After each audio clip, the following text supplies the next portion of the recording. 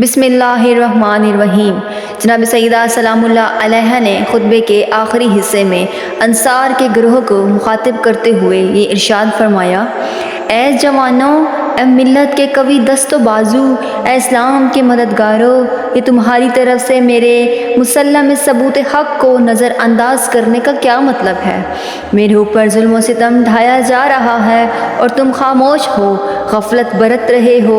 کیا میرے باپ رسول خدا صلی اللہ علیہ وآلہ وسلم نے نہیں فرمایا تھا کہ ہر شخص کی اولاد کے بارے میں اس کے احترام کو ملحوظ رکھنا چاہیے؟ تم نے کتنی جلدی حالات بدل دیے، کتنی تیزی سے دوسرے راستے پر چلنے لگے۔ تم میرا حق حاصل کرنے کی طاقت رکھتے ہو اور جو کچھ کہہ رہی ہوں اس کے لیے تمہارے پاس کافی قوت ہے۔ کیا تم یہ کہتے ہو حضرت محمد اس دنیا سے رخصت ہو گئے اور ان کے انتقال سے ساری باتیں ختم ہو گئی؟ اب ان کے خاندان کو بلا دینا چاہیے، ان کی سنت کو پامال کر دینا چاہیے۔ ہاں، ان کا انتقال عالم اسلام کے لیے ایک دردناک مصیبت ہے، یہ سب کے لیے عظیم مصیبت ہے۔ غم و الم کا غبار بیٹھ گیا، اس کا شگاف روز بروز ظاہر ہو گیا، اس کے انتشار اور اس کی وسعت میں اضافہ ہو گیا۔ زمین ان کی غیبت سے تاریک ہو گئی، ان کی مصیبت میں ستارے بے نور ہو گئے، امید یاس میں تبدیل ہو گئی، پہاڑ متزلزل ہو گئے، لوگوں کا احترام پامال ہو گیا، ان کے انتقال کے بعد کوئی احترام باقی نہ رہا۔ خدا کی قسم، یہ ایک عظیم حادثہ ہے اور ایک بڑی مصیبت ہے، ایک ایسا نقصان ہے جس کی تلافی نہیں۔ لیکن یاد رکھو، اگر حضرت محمد مصطفیٰ اس دنیا سے چلے گئے ہیں تو قرآن مجید نے اس سے پہلے اس کی اطلاع دی تھی۔ وہی قرآن ہے جو تمہارے گھروں میں ہے، صبح و شام بلند آواز میں یا آہستہ آہستہ اور مختلف طرز و انداز میں اس کی تلاوت کرتے ہو۔ ان سے پہلے کے انبیاء بھی اس حقیقت سے روبرو ہو چکے ہیں، کیونکہ موت خدا کا حتمی فیصلہ ہے جس سے اختلاف ممکن نہیں۔ ہاں، قرآن نے واضح لفظوں میں کہہ دیا تھا، حضرت محمد مصطفیٰ خدا کے رسول ہیں، ان سے پہلے بھی انبیاء آ چکے ہیں، اگر وہ مر جائیں یا قتل کر دیے جائیں کیا تم الٹے پیر واپس چلے جاؤ گے؟ دین اسلام کو چھوڑ دو گے؟ جاہلیت کی خرافات کو گلے لگا لو گے؟ جو بھی اپنے الٹے پیر واپس جائے گا وہ خدا کو ہرگز کوئی نقصان نہیں پہنچائے گا۔ خدا ان قریب شکر کرنے والوں کو نیک جزا دے گا۔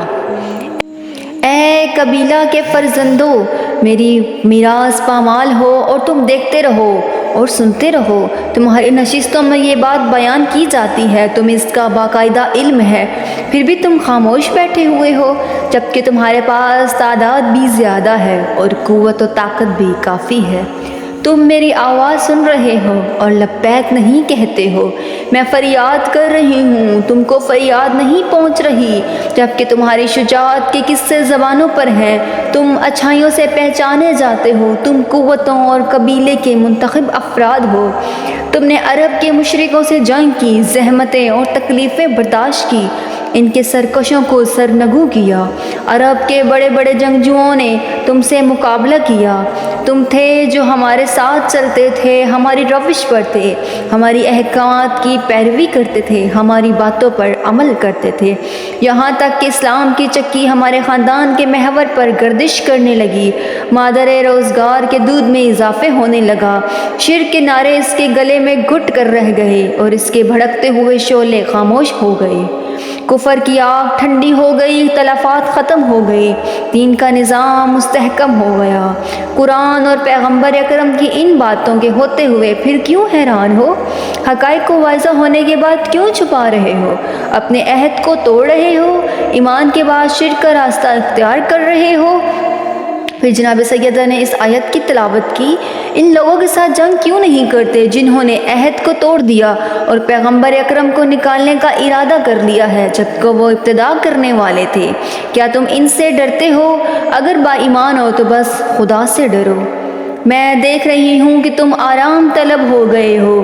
وہ شخص جو مسلمانوں کی قیادت اور رہبری کے لیے سب سے زیادہ مناسب اور لائق تھا، اس کو تم نے دور کر دیا ہے اور تن آسانیوں میں مشغول ہو کر گوشہ نشین ہو گئے ہو، ذمہ داریوں کے احساس سے بالکل لا تعلق ہو گئے ہو۔ ہاں، تمہارے پاس جو ایمان اور علم ہے اس کو ظاہر کرو اور جو آپ گوارا پیا ہے اس کو واضح کرو۔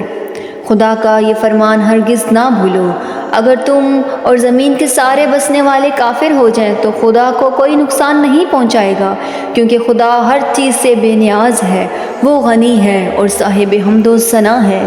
آگاہ ہو جاؤ، مجھے کچھ کہنا تھا، میں کہہ چکی ہوں۔ میں جانتی ہوں مدد نہ کرنا تمہاری رگوں پہ میں سرایت کر چکا ہے، عہد شکنی تمہارے دلوں میں گھر کر چکی ہے۔ چونکہ میرا دل درد سے بھرا تھا اور مجھے اپنی ذمہ داری کا احساس تھا، اس لیے میں نے اپنا تھوڑا بہت غم بیان کر دیا۔ میرے دل میں جو طوفان تھا اس کو ظاہر کر دیا، تاکہ تمہارے اوپر حجت تمام ہو جائے اور تمہارے لیے کوئی عذر اور بہانہ باقی نہ رہے۔ اب جب ایسا ہے تو یہ مرکب خلافت اور یہ فدق، یہ سب تمہارا ہے، اس سے مضبوطی سے چپٹے رہو، اس کو چھوڑو نہیں۔ لیکن یاد رکھو، یہ ایسی سواری نہیں ہے کہ تم اس پر اپنا سفر جاری رکھ سکو۔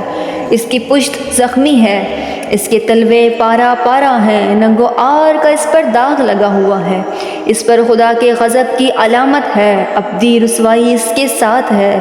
آخر کار اس آگ سے جا ملے گا جس کو خدا کے غضب نے روشن کیا ہے اور جو دلوں سے باہر نکلے گی۔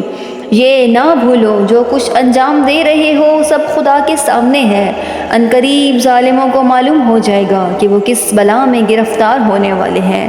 میں اس پیغمبر کی بیٹی ہوں جس نے تم کو خدا کے عذاب سے ڈرایا۔ تم سے جو کچھ ہو سکتا ہے انجام دو، ہم بھی اپنی ذمہ داریوں پر عمل کریں گے، تم بھی منتظر رہو، ہم بھی انتظار کر رہے ہیں۔ وما علینا الا البلاغ المبین۔